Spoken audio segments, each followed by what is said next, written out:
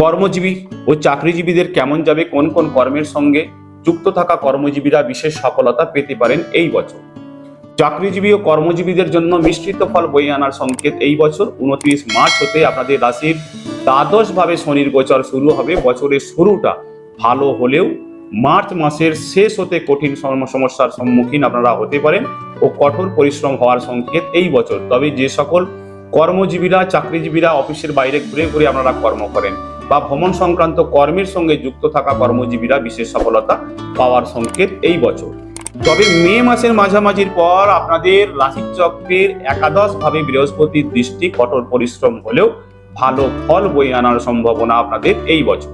কর্মজীবী ও চাকরিজীবীদের মে মাসের মাঝামাঝির পর আয় বৃদ্ধির সম্ভাবনা এই বছর কর্মজীবীদের ও চাকরিজীবীদের।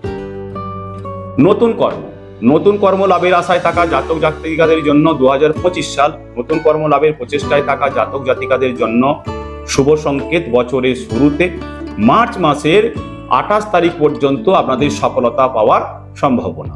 যে সকল জাতক জাতিকারা নিজের রাজ্য হতে অন্য কোনো রাজ্যে কর্ম লাভের আশায় আছেন, প্রচেষ্টায় আছেন বা বিদেশে কর্ম লাভের আশায় আছেন, প্রচেষ্টায় আছেন, মার্চ মাসের 29 তারিখের পর আপনাদের প্রচেষ্টা সফল হওয়ার সম্ভাবনা এই বছর।